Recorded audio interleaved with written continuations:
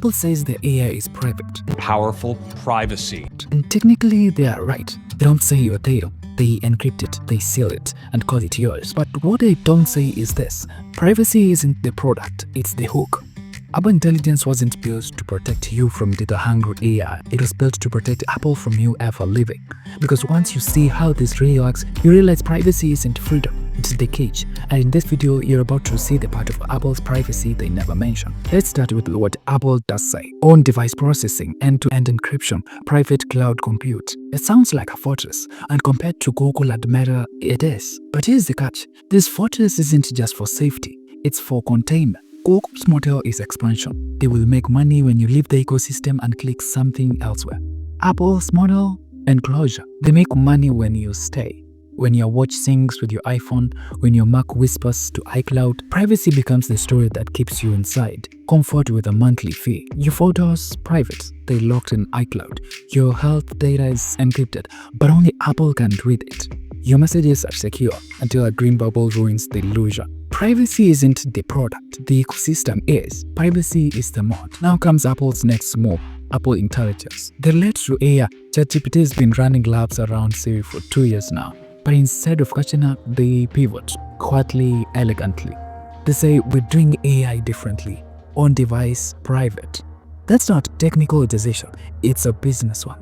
On-device AI gives Apple two superpowers. First, no data scandals, no regulatory nightmares, their hands stays clean. Second, a built-in hardware upgrade cycle. Apple Intelligence only works on the newest iPhones, not because older ones can't, but because Apple decided they shouldn't. Planned obsolescence wrapped in velvet privacy.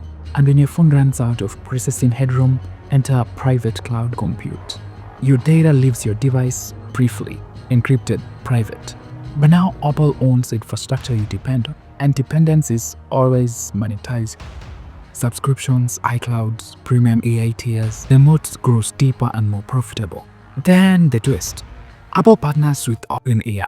ChatGPT becomes part of Siri. Apple promises your data isn't used for training, and that's likely true, but that's not the point. The point is control.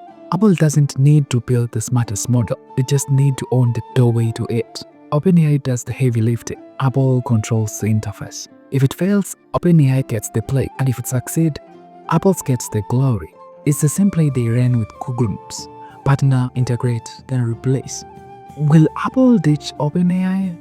Because Apple's not loyal to partners, only to control. When their own model is ready, don't be surprised when ChatGPT quietly disappears. So what does all this mean for you? Is Apple lying about privacy? No, they're probably still the most private player in big tech. But they're not doing it out of kindness, they're doing it out of competition. Privacy is the story that sells loyalty, and loyalty is what sells the device. Google sells ads, they need your data. Apple sells identity, they need your devotion. The best way to keep you devoted, make living painful. That's why iMessage stays exclusive, why AirDrop refuses Android, why FaceTime took a decade to cross the aisle. Privacy becomes the excuse for isolation, and isolation builds habit. Every Apple device makes the next one feel inevitable. Every subscription makes it get expensive. Not just paying for privacy, you're paying for the permission to stay. This is why it all loops back. Apple's strategy works until regulators are asking, who does privacy really protect? The EU is forcing the gaze over. The US is asking about iMessage exclusivity. And Apple's reply, always the same: we're protecting users' privacy. Sometimes it's true, sometimes can't flinch. Because when privacy becomes the shield that blocks competition, it stops being a virtue. It becomes leverage. So when does the fortress become a monopoly with a better lighting? Maybe that's the real brilliance, making control feel like comfort. Next time Apple says privacy, believe them, but read the fine print. Apple isn't your guardian, they're your gatekeeper. And the password to live, it isn't privacy, it's permission. They built a cage so elegant that we started calling it freedom.